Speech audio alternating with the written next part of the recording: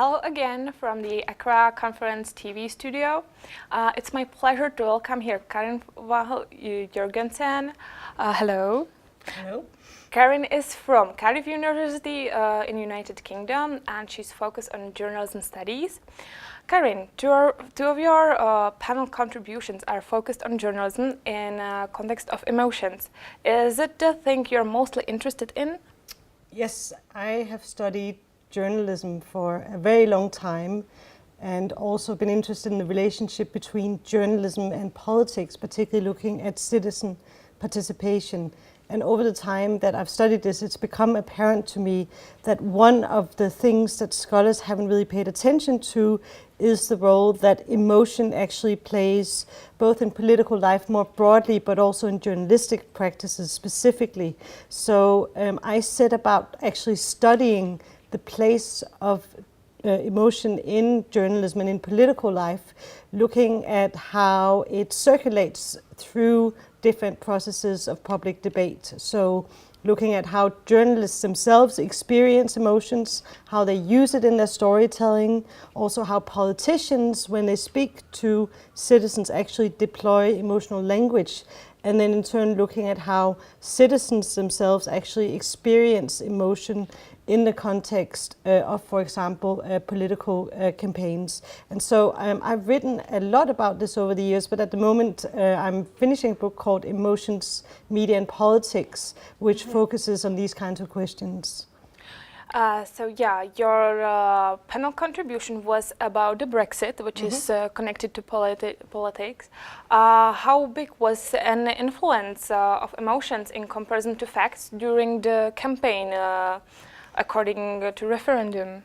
Well, I think that you can't necessarily kind of create this opposition between emotion and facts. I think that everything we say and everything we do, our decisions and our actions are informed both by facts and by emotion. Now, in the case of the EU referendum campaign in the UK, what my argument was that it was actually very heavily dominated by a very negative emotional politics, that it was predicated in large part on fear and anger rather than more positive emotions like, for instance, love or tolerance or hope.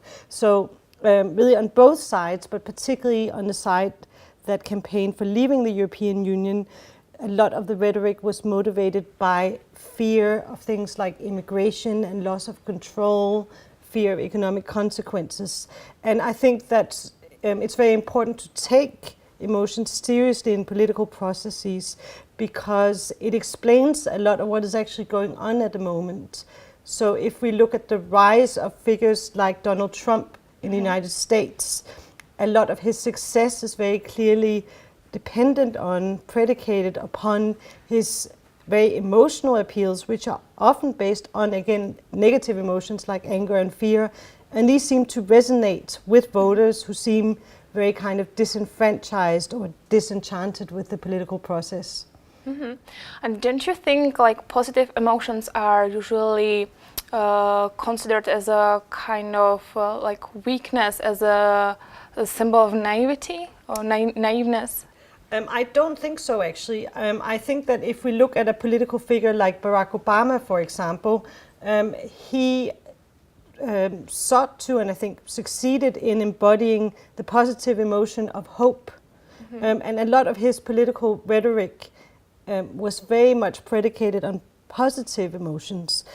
I think that at the moment, in a lot of different national contexts, we do have a political climate that is more hospitable to or welcoming to more kinds of negative forms of political rhetoric.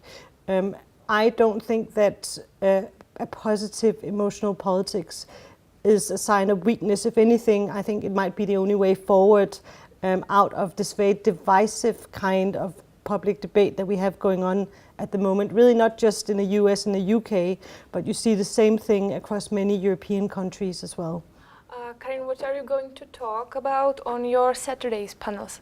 On Saturday, I've got two different panels. So one of them is talking about emotion in journalism, which, as I've just talked about, is obviously something that my research is really focused on at the moment.